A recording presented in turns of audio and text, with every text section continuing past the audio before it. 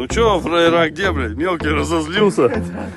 И руками его, как в том видео, блядь, взял на грудь и вытащил. Без коробки, но с выхлопом. Но масло хотели поменять. Сломал. Пришлось мотор снимать, что сварить будем. Сюда. Сука. Ну где там вы?